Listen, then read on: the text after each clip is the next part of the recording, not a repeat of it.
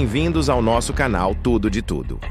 Hoje, vamos explorar um tema fascinante que desafia a nossa compreensão sobre vida, morte e o universo: a imortalidade quântica. Vamos falar sobre a interpretação de muitos mundos, uma teoria da física quântica que sugere que, em algum lugar, você nunca realmente morre. Prepare-se para uma viagem ao fundo da física quântica e filosofia, onde a realidade não é o que parece. Primeiro, vamos entender um pouco da base da mecânica quântica. A mecânica quântica descreve o comportamento das partículas subatômicas e, ao contrário do que vemos no mundo macroscópico, as partículas podem existir em superposições de estados. Isso significa que, até que sejam observadas, as partículas podem estar em múltiplos estados ao mesmo tempo. Por exemplo, um elétron pode estar em 2 lugares ao mesmo tempo. Isso é uma quebra das leis da física clássica e foi descrito por Albert Einstein como Deus jogando dados. A teoria quântica nos leva a questionar se, quando observamos uma partícula, de fato estamos criando a realidade ou apenas confirmando o que já estava lá. Mas o que isso tem a ver com a morte e a imortalidade? Bem, isso nos leva à interpretação de muitos mundos, uma teoria proposta por Hugh Everett, onde ele sugere que, ao invés de um único universo, existem múltiplos universos paralelos.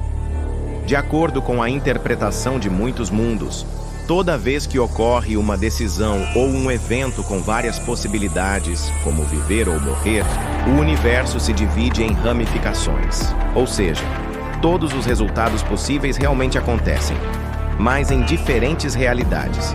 Se você está se perguntando como isso se conecta à ideia de imortalidade, vamos explicar. Quando ocorre um evento de risco, como um acidente fatal, o universo se divide. Em um ramo você morre e em outro ramo você sobrevive. Então, em algum lugar no multiverso você sempre sobrevive a eventos que normalmente levariam à sua morte. Essa ideia, conhecida como imortalidade quântica, sugere que sua consciência sempre continua a viver em um desses ramos onde você sobrevive. Mas aqui vem a grande questão: por que não temos consciência dessas outras versões de nós mesmos? Afinal, se o universo se divide, será que nossa consciência poderia viajar entre esses ramos? A resposta está no conceito de decoerência quântica. A decoerência é o processo pelo qual os diferentes ramos se tornam independentes e isolados uns dos outros. Quando o universo se divide, as versões de você que existem em diferentes ramos não interagem. Ou seja, sua consciência está limitada ao ramo onde você está vivendo, e as outras versões de você são totalmente desconectadas. A decoerência impede que você perceba ou experimente o que acontece nas outras realidades. Agora, vamos voltar à questão da morte. Se em um ramo você morre, será que você tem consciência disso? A resposta é não. Quando você morre em um ramo, sua consciência é desligada nesse universo.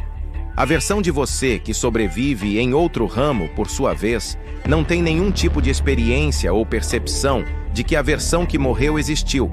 Em outras palavras, a morte no seu ramo não afeta a versão de você que sobrevive em outro ramo, e você não tem conhecimento de outras versões de si mesmo. Portanto, mesmo que em algum ramo você sobreviva, você não tem consciência dessa versão que morreu. Cada versão de você segue sua própria trajetória, e não há transferência de memória ou consciência entre os ramos. A ideia de imortalidade quântica é isolada ao ramo que você está habitando. Então, como fica a questão do eu? Se existem múltiplas versões de nós mesmos, qual delas é a verdadeira versão? A teoria dos muitos mundos nos leva a questionar a natureza da nossa identidade e do nosso eu. Cada versão de você tem uma consciência separada, mas todas têm as mesmas memórias até o momento da divisão. Será que somos as versões diferentes de nós mesmos? Ou nossa identidade está vinculada apenas a uma dessas versões? Filosoficamente, a ideia de imortalidade nesse contexto é profundamente complexa. Se sua consciência está limitada a um único ramo, o que significa ser o verdadeiro você? Seriam todas as versões igualmente legítimas? A resposta a essas perguntas é ainda um grande enigma. Agora, uma dúvida comum é: quando morremos, teremos consciência da outra versão que sobrevive? A resposta é não. Mesmo que em algum ramo você morra e em outro você sobrevive, não há uma troca de consciência entre os ramos. Sua percepção da morte está isolada ao ramo em que você está. Isso significa que quando você morre, você não tem consciência da sua versão sobrevivente em outro ramo. E mais importante, você não experimenta essa outra versão de si mesmo. Porém, mesmo que sua consciência em um ramo tenha cessado, não significa que sua experiência de vida tenha sido em vão. De fato, o conceito de imortalidade quântica sugere algo que está mais relacionado à ideia de preservação da experiência, pois, de certa forma, sempre haverá um ramo onde você continua a viver. Isso levanta questões existenciais sobre a natureza da vida, sobre o que significa estar realmente vivo em um universo onde você pode ser uma versão de si mesmo que nunca morre, enquanto em outros ramos você experimenta a morte. Isso fica mais claramente elucidado com o infame experimento do gato de Schrödinger. Imagine a seguinte situação: você tem um gato em uma caixa fechada e dentro da caixa há um dispositivo que pode liberar veneno com uma probabilidade de 50% após um certo tempo. O que determina se o veneno será liberado ou não é o comportamento de uma partícula subatômica, como o giro de um elétron, que pode ser para cima ou para baixo. Esse processo é completamente aleatório, regido pelas leis da mecânica quântica.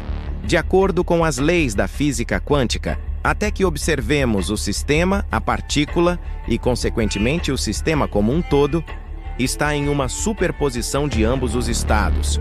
O elétron está simultaneamente em um estado de giro para cima e para baixo, e a ação do veneno está simultaneamente liberada e não liberada.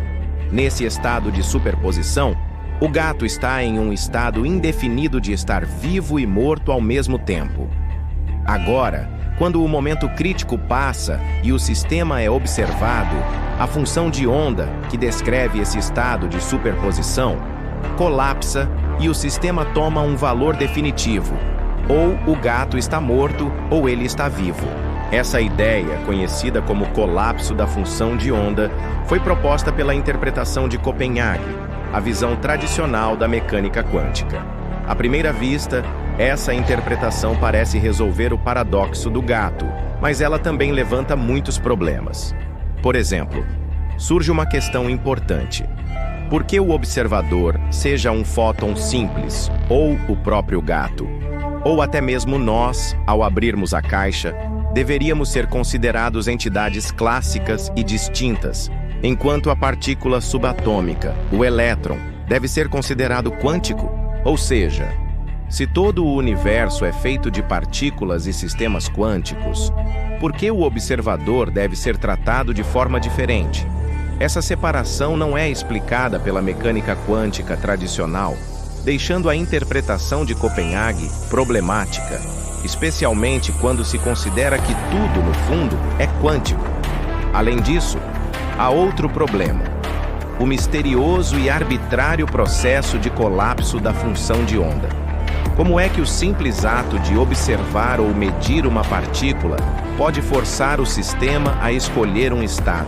Não há uma explicação clara para esse mecanismo de colapso, e essa falta de um entendimento fundamental foi uma das grandes razões para a crítica à interpretação de Copenhague ao longo dos anos. Por isso, não é surpreendente que um debate tenha se levantado por décadas sobre o que a teoria quântica realmente significa e qual é a natureza real desses eventos. Um dos críticos mais famosos desse modelo foi Hugh Everett, um estudante de doutorado de Princeton. Em 1957, Everett propôs uma ideia revolucionária e radical. A função de onda nunca colapsa. Para ele, a função de onda continua a evoluir de forma contínua, sem nunca desaparecer ou se reduzir a um único estado. Ele sugeriu que, em vez de um único universo, onde apenas uma possibilidade ocorre, Todos os possíveis resultados de uma medição quântica realmente acontecem, mas em diferentes ramos da realidade. E esses ramos não interagem entre si.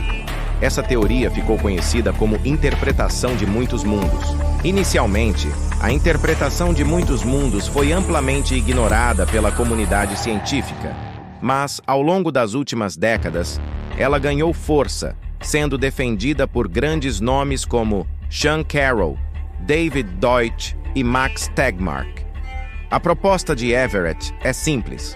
Ele levou a equação de Schrödinger a sério, sem pressupor que a função de onda colapsa. Ou seja, não há colapso da função de onda. E isso significa que o elétron, a caixa, o gato, você, eu, todo o universo é descrito por uma única função de onda universal. Essa função de onda universal descreve o estado total de todo o sistema.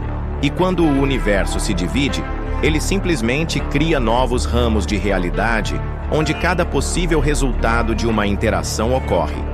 Em vez de o universo escolher um único estado, todos os estados possíveis coexistem em ramos separados.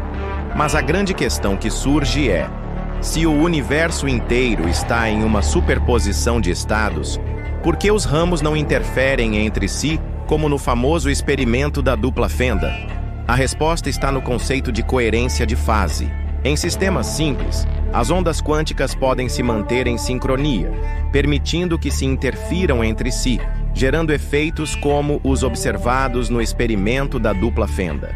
No entanto, em sistemas complexos, como o nosso universo macroscópico, as interações com múltiplas partículas embaralham as fases dessas ondas, resultando em uma divisão limpa entre os diferentes ramos. Esse processo é conhecido como decoerência. A decoerência não é um evento abrupto, mas sim um processo gradual. À medida que a decoerência se espalha pelo sistema, ela vai suprimindo exponencialmente a interferência entre os diferentes ramos, de forma que, após um certo ponto, os universos não podem mais ter causa ou influência uns sobre os outros. Isso significa que, depois da decoerência, cada ramo segue seu próprio caminho de forma independente. Por isso, a teoria de Everett também nos diz que não podemos simplesmente criar um conselho de nós mesmos, onde versões de nós mesmos de diferentes ramos se encontrariam porque esses ramos são fundamentalmente isolados uns dos outros. E se você acha que a ideia de ramificação infinita é difícil de digerir, imagine a quantidade de universos que já se ramificaram desde o Big Bang. O número de mundos possíveis é estupendo, com milhares de bilhões de universos se espalhando por toda a história do cosmos.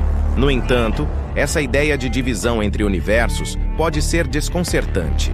O físico teórico Bryce DeWitt visitou Hugh Everett e ficou impressionado com a matemática elegante por trás da teoria, mas lhe confessou que se sentia desconfortável com a ideia de constantemente se dividir em versões de si mesmo. Everett respondeu calmamente: "Você sente que está orbitando o Sol a 30 km por segundo?"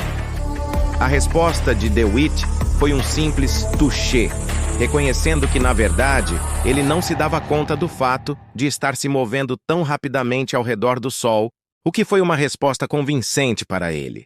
Mas a ideia de se dividir continuamente ainda gerava incômodo.